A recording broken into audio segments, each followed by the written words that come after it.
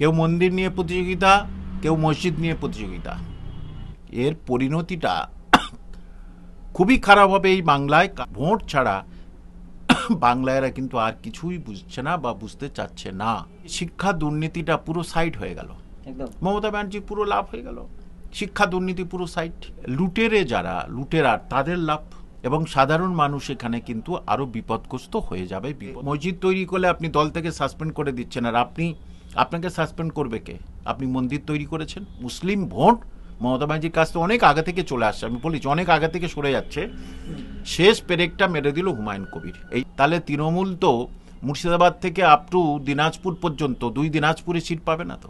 হুমায়ুনের এই যে মসজিদ তৈরি, এবং সেখানে বুদ্ধি করে বাবর নামটা জুড়ে দিয়েছে। আর মানুষ এখন মমতাকে সংখ্যালঘু করে দিতে চাচ্ছে। মানে মুসলমানরা ভীষণভাবে ক্ষেপে রয়েছে। তাদের স্বাস্থ্য, শিক্ষা, উন্নয়ন কিচ্ছু নেই। কিছু মুসলিমদের স্বার্থে লাগবে, হাতে ঘা লাগবে, কারণ তারা জানে জিততে পারবে না মমতা ব্যানার্জি। স্যার, রাজ্যের শিক্ষা এবং স্বাস্থ্য ব্যবস্থা তলানিতে, তার বলার বাকি রাখে না দুর্নীতি ঝুড়ি ঝুড়ি শাসক দলের। অপরদিকে দেখছি আমরা শাসক দলের, আমরা দেখেছিলাম জগন্নাথ ধাম, এবং তারই দলের প্রাক্তন বিধায়ক হুমায়ুন কবিরের যে বাবরি মসজিদ নির্মাণ। বলছি স্যার, এই যে ধর্ম নিয়ে রাজনীতি, এতে কি সমাজের, শিক্ষিত সমাজের কোনো উন্নতি আছে? সমাজের সাধারণ নাগরিকের কোনো উন্নতি আছে? একজন শিক্ষক হিসেবে কেমনভাবে দেখছেন বিষয়টা? দেখুন, যে রাজ্যে এখন প্রতিযোগিতা হয়ে গেছে, কেউ মন্দির নিয়ে প্রতিযোগিতা, কেউ মসজিদ নিয়ে প্রতিযোগিতা। এবং গীতা পাঠ করুক, কোরআন পাঠ করুক, ঠিক আছে, সেটার মধ্যে রাজনীতির ছোঁয়াটা লাগলে গীতা এবং কোরআন এবং বাইবেল শুধু হিন্দু, মুসলিম বা খ্রিস্টানদের জন্য নয়, মানব জাতির জন্য যুগের পর যুগ এগুলো এসেছে। মানুষকে যাতে পথভ্রষ্ট না হয়, সৎ থাকে, সেই জন্য এসেছে। কিন্তু সেইটার মধ্যে যদি রাজনীতিটা ঢুকে যায়, গীতা পাঠ হচ্ছে, সেখানে সঙ্গে সঙ্গে ওখানে বলে দিল যে আমি তাহলে কোরআন পাঠ করাবো হাফিজ দিয়ে। তাহলে এটা পুরোপুরিভাবে এখন দেখা যাচ্ছে রাজনীতির রেশারেশি শুরু হয়ে গেছে। ধর্মটার সঙ্গে এখন রাজনীতিটাকে মিশিয়ে দেওয়া হচ্ছে।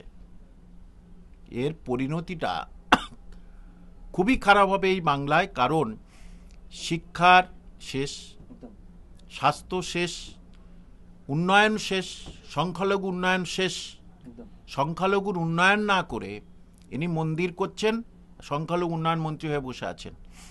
আর হুমায়ুন কবির তিনি মসজিদ নির্মাণ করছেন, এই করছে। দেখুন, যুগ যুগ ধরে এই ভারতে বা বাংলায় মানুষ পয়সা দিয়ে চাঁদা তুলে কিন্তু মন্দির করেছেন, মসজিদ করেছেন।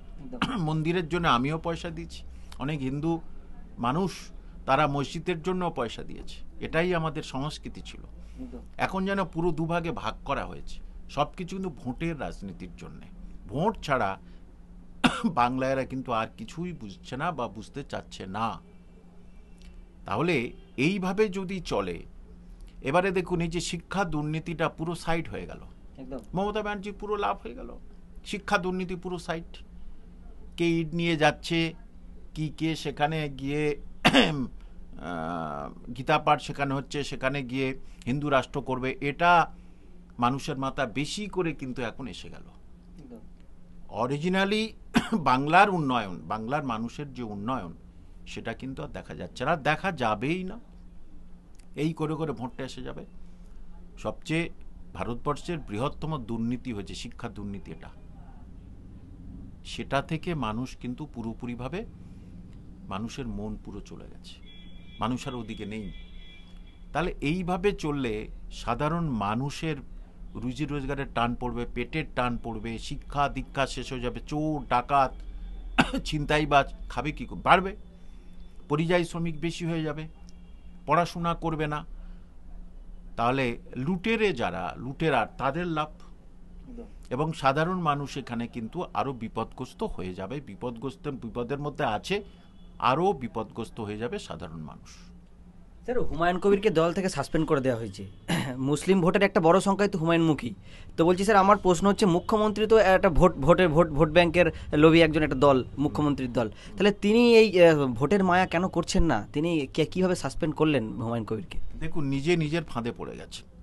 যে আপনি আপনি জগন্নাথ ধাম করেছেন, করতে পারেন, কোনো অসুবিধা নেই, তৃণমূলের সর্বত্র নেত্রী হলে। এ তৃণমূলের লিডার হয়ে, এমএলএ হয়ে এ মন্দির তৈরি করছে, মসজিদ তৈরি করছে। তাহলে মসজিদ তৈরি করলে আপনি দল থেকে সাসপেন্ড করে দিচ্ছেন, আর আপনাকে সাসপেন্ড করবে কে? আপনি মন্দির তৈরি করেছেন, কে সাসপেন্ড করবে আপনাকে? তাহলে আপনার নিজের নীতি আদর্শ ঠিক নেই।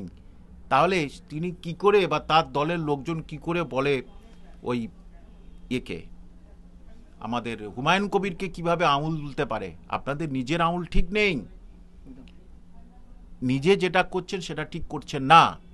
এখন মমতা ব্যানার্জি পুরোপুরিভাবে বুঝে গেছে হুমায়ুন কবিরকে আর রোখা যাবে না, এবং হিন্দু মুসলিম ভোট মমতা ব্যানার্জির কাছ থেকে অনেক আগে থেকে চলে আসছে। আমি বলেছি অনেক আগে থেকে সরে যাচ্ছে।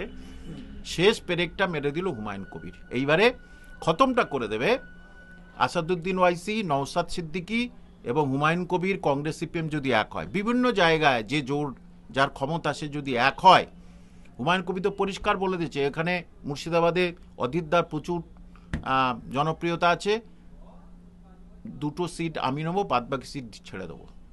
তাহলে এখানে মালদাতে ওই বর্ডার বরাবর আসাদুদ্দিন ওয়াইসির প্রচুর ফিল্ড আছে, সেখানে যদি জোট বাঁধে তাহলে তৃণমূল তো মুর্শিদাবাদ থেকে আপ টু দিনাজপুর পর্যন্ত 2 দিনাজপুরে সিট পাবে না। তো কষ্টকর খুব। এদিকে উত্তর 24 পরগনা নওশাদের খুব জনপ্রিয়তা আছে, সেখানেও পাবে না, কম পাবে। তাহলে অটোমেটিক্যালি তো তৃণমূলের সিট কমতে শুরু করবে। জোট মানে গোটবর্ধন সরকার আসতে চলেছে যদি এরকম চলে। কারণ হুমায়ুন বেশ ভালো জিনিসটা ধরেছে, সে যে দল পাল্টি করেছে সেটা মানুষ আর ভাবছে না। মন্দির যেমন হিন্দু ভাই বোনদের আত্মার সঙ্গে যুক্ত, ঠিক মসজিদও মুসলিম ভাই বোনদের আত্মার সঙ্গে যুক্ত। কিন্তু আমরা যারা শিক্ষক আমাদের কাছে মন্দির মসজিদ ঠিক আছে, সবকে আমরা শ্রদ্ধা করি, সম্মান করি নিশ্চয়ই। সেখানে হুমায়ুনের এই যে মসজিদ তৈরি, এবং সেখানে বুদ্ধি করে বাবর নামটা জুড়ে দিয়েছে। কারণ যখন বাবরি মসজিদ ধ্বংস হয়, সারা পশ্চিমবঙ্গের মুসলমানরা খুব কষ্ট পেয়েছিলেন, সারা ভারতের মুসলমানরাও কষ্ট পেয়েছিলেন। সে কেন ধ্বংস, কোর্টের অর্ডারে হয়েছে, কিছু করার নেই। সেই সেন্টিমেন্টটা নিয়ে ওর যে বারবার দল পাল্টানো, সেটা কিন্তু মানুষ আর পাচ্ছে না। আপনি দেখুন শেখ শাহজাহানের ওখান থেকেই মাথায় ইট নিয়ে গেছে, তাহলে কতটা মানুষ মমতা বিরোধী হয়ে উঠেছে, কত মুসলমান মমতা বিরোধী হয়ে উঠেছে। তারা এই প্ল্যাটফর্মটা খুঁজছে মমতাকে জব্দ করার জন্যে। কোন প্ল্যাটফর্ম আছে, সেই প্ল্যাটফর্মে সবে বাসা বাঁধছে। তাহলে মমতা ব্যানার্জি নিজেই বুঝতে পারছে ঘুম হারাম হয়ে গেছে, যে এইটা আর আমি ভাঙতে পারবো না, কোনোভাবেই ভাঙতে পারবো না। এখানে বিজেপিরও লাভ হবে, এবং মমতা বিরোধী যে সমস্ত দল আছে তাদেরও লাভ হয়ে গেল। স্যার, আপনি বলছেন মুসলিম ভোট একত্রিত হতে মুখ্যমন্ত্রীর একটা বড় সমস্যা সৃষ্টি হতে পারে এবং ভোটের সমীকরণ পরিবর্তন হতে পারে। আরও একটি প্রশ্ন যেটি আমার মধ্যে সৃষ্টি হয়েছে, স্যার, এই হুমায়ুন কবির তো দল বদলু একজন নেতা, কোনোভাবে তিনি মুসলিম ভোটকে একত্রিত করে কোনোভাবে আবার মুখ্যমন্ত্রীর দলে ফিরে যাবে, এরকম কি আশঙ্কা রয়েছে বলে মনে করছেন? দেখুন, সেটা হতেই পারে, ও তো পাল্টিবাজ, ও হতেই পারে। যে বেশ কিছুদিন আগে বললো আমি এখান থেকে 2টো সিট নেবো, মমতা আমাকে ডাকবে, জামাইয়ের মতো মমতার দলে, হ্যাঁ জল, এটা বলেছে। তাহলে ও যদি জোট বেঁধে মোটামুটি ওর দল যদি 5-6টা সিট পেয়ে যায়, তাহলে ও ফের আবার মমতার কাছে আসতে পারে যে আমাকে তুমি মন্ত্রী করে দাও এবং আমার আরও 1-2জনকে করো। এটা খুব স্বাভাবিক ব্যাপার। যে সুতরাং মানুষ এখন, সে ও কি করবে না করবে সেটা পরের ব্যাপার, মানুষ এখন মমতাকে সংখ্যালঘু করে দিতে চাচ্ছে, মানে ভোটের রেজাল্টে মমতা ব্যানার্জিকে সংখ্যালঘু করে দিতে চাচ্ছে। তারপরে কে আসবে পরের ব্যাপার, তখন কে কার হাতে পায়ে ধরে জোট আসবে নিকটে, সেটা তো মানুষের তখন লজ্জা পড়ে যাবে। কিন্তু এখন মানুষ চাচ্ছে, মানুষকে আর ওই কোরআন পাঠটা করলে না, 1 লাখ কণ্ঠে যদি কোরআন পাঠ করবে, 1 লাখ মানুষ কোরআন পাঠ করবে, পশ্চিমবঙ্গে মুসলমানদের একটা আত্মার টান এসে যাবে যে হুমায়ুন কবির কিন্তু ঠিক পথ দেখাচ্ছে সংখ্যালঘুদের জন্য। এবারে তিনটে দল যদি তারা এক হয়, সিপিএম কংগ্রেসও এক হোক, তাহলে ঠিক আছে। মানে মমতা ব্যানার্জির সত্যি সত্যি বলছি, যেটা আমি বলেছিলাম অনেক আগে থেকে, শুরু করে দিল এবারে।